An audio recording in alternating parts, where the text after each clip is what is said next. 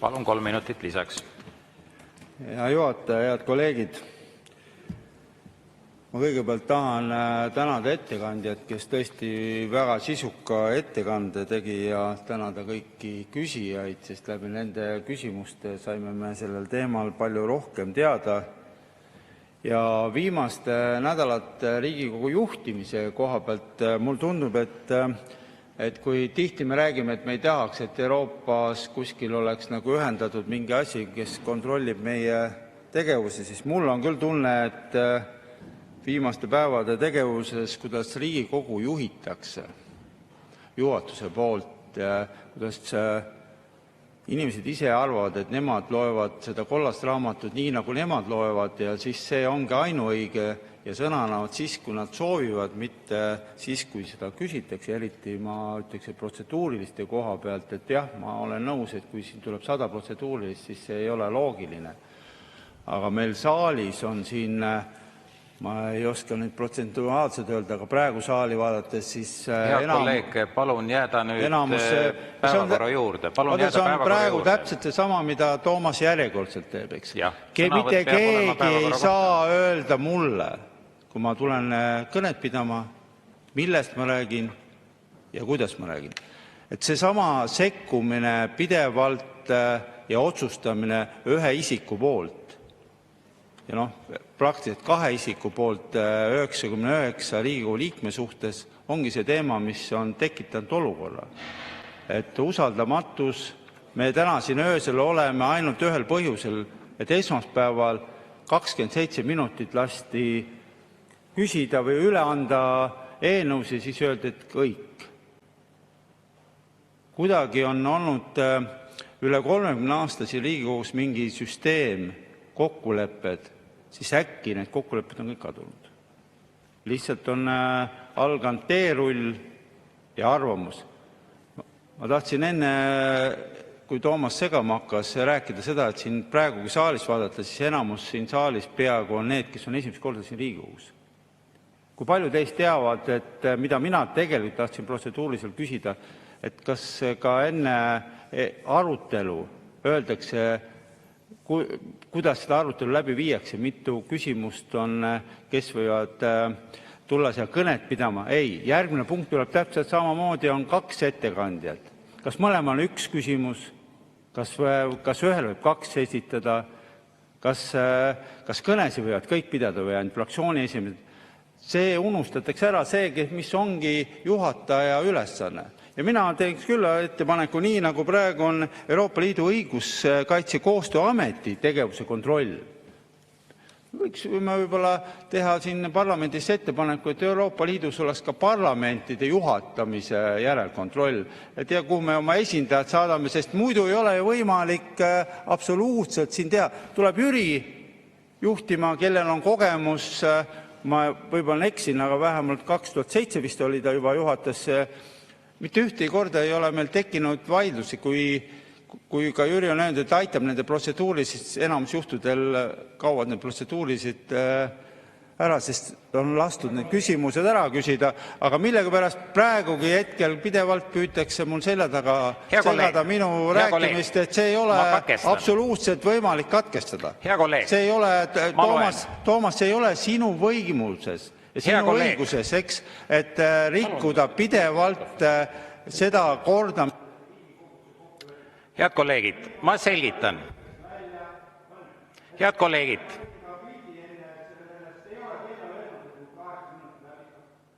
Head kolleegid, ma selgitan.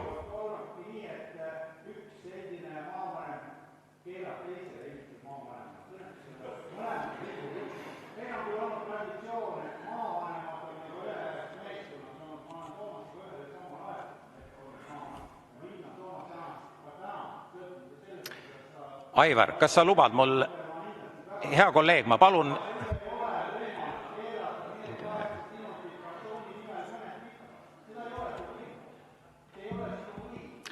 Hea kolleeg, ma ütlen vaherepliigi ja siis lülitan sinu mikrofoni tagasi. Ma loen ette. Riigikogu kodutöökorra seadus paragrahv 72 lõige 1 ütleb nii. Kui ettekandja, sõnavõtja või küsija kaldub päevakorra küsimusest kõrvale nõuab istungi juhataja, et pöördutaks tagasi päevakorra küsimuse juurde. Hea kolleeg Aivar Kokk, tee palun see kollane raamat ükskord endale selgeks. Tee palun see endale selgeks.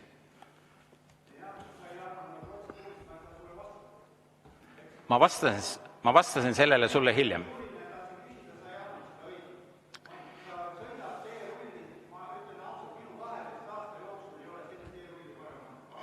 Jah.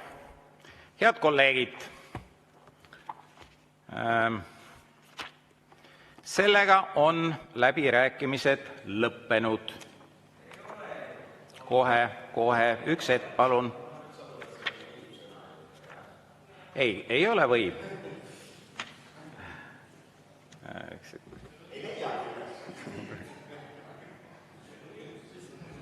Kohe, jah. Üks hetk, kolleegid, see on Riigikogu kodukorra töökorra seadus paragrahv lehekülg 234. Võtke palun lahti. Kohe loen teile ette. Nii, 230, mis räägib vastusõnavõttudest ja siin kommentaar 2 ütleb, seda võimalust saavad kasutada vaid need, kellel on päevakorra küsimuses vastavalt Riigikogu kodu- ja töökorra seadusele sõnavõtuõigus. Antud juhul on sõnavõtuõigus ainult fraktsioonide esindajatel. Nii et, head kolleegid, Rain Epler, Kalle Grünthal, ma oletan, et te tahtsite vastusõnavõttu, teil selleks õigust ei ole. Ja see ei ole mingi suvaõigus, see on kollane raamat, täpselt nii ütleb. Ja nüüd võtan 2 protseduurilist küsimust, mis on üleval, on Martin Helme, palun kõigepealt. See on lehekülg 234. Ja ma oma protseduurilise. Martin Helme, palun. Kalle Grünthal soovis täpselt seda paragrahvi täpsustust, mis just ette loeti. Teiseks ma tahan nüüd ikkagi öelda, et lõpetame selle asja küll ära, et läbirääkimistel kõnede ajal hakata sealt puldist kellelegi ütlema, mida tohib, millal ei tohi öelda, et seda ei ole kunagi tehtud. Kui on 8 minutit, ta jõuab võib-olla oma viimase sõnaga, oma viimase lausega selle päevakorrapunkti ja selle konkreetse eelnõu ivani ja kõik see sinna ette on luuleline sissejuhatus. Seda, et sealt tagant hakata rääkima, et räägi teist või kolmandat moodi, seda ei ole kunagi tehtud ja ärme tee praegu ka, muidu läheb see temperatuur siin jälle varsti keema. Aitäh. Hea kolleeg Martin, no ma loen mustvalgel on see kirjas ja ma ei kuritarvita seda õigust. Ma ei ole seda kuritarvitanud. Ma tegin seda esimest korda, paludes tal jääda minna päevakorra juurde. No. Aga kui ta hakkab hoopis millestki muust rääkima.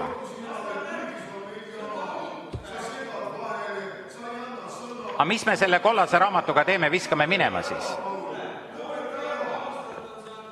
Helir-Valdor Seeder, palun. Helir-Valdor Seeder, palun. Ma olen olnud väga lugupidav. Helir-Valdor Seeder, palun. Helir, aeg tiksub. Täpselt samasugune mandaat nagu sinu. Täpselt samasugune. Ära kuritarvita võimu. Ära arva, et sul on mingi 60 häält siin. Need 60 häält pudenevad võib-olla juba 6 aja pärast laiali. Ära arva, et sa oled võitmatu. Et see on võitmatu koalitsioon. Ei ole. Napoleon arvas, et on võitmatu koalitsioon. Lõpuks lõpetas vähisabilisma. Mul on väga piinlik ja kahju, Mart Helme, sinu käitumise üle. Väga piinlik kahju.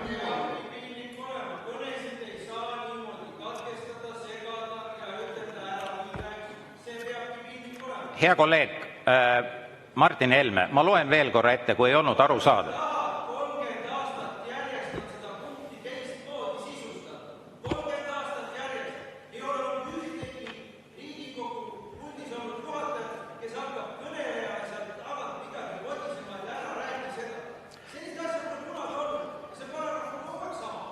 Hea kolleeg Martin, kui seda paragrahvi kasutada nii, nagu see kirjas on, võiks üle ühe kõne katkestada. Ma ei ole seda teinud. See oli väga erandlik juhtum, kus ma seda tegin.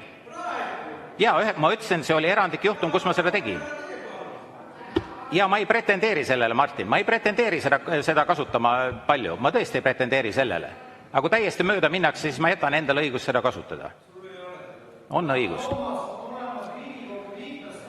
Head kolleegid, palun korda. Jah. Jah, siis sa võid minna sinna platsi peale rääkima, kui sa tahad. Helir-Valdor Seeder, siin on. Jah. Siin on oma järjekord, mis järjekorras me räägime, vastavalt 101 inimest korraga räägivad, siis ei saa mitte keegi mitte millestki aru. Head kolleegid, arvestage seda. Palun, Helir-Valdor Seeder, protseduuriline küsimus. Ei, ma ei suuda üle karjuda. Kui te ei lase rääkides, ma lõpetan ära ka protseduurilised küsimused. Miks ma...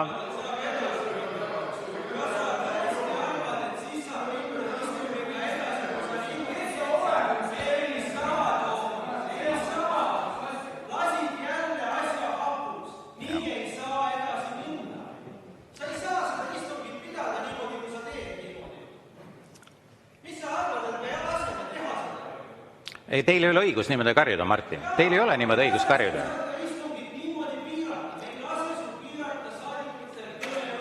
Ma kasutan seda, mida ütleb Riigikogu kodu- ja töökorra seadus. Teie sellele viitate. Head kolleegid, ma ei võta rohkem protseduurilisi küsimusi, kuna mul ei ole võimalik sellel vastata.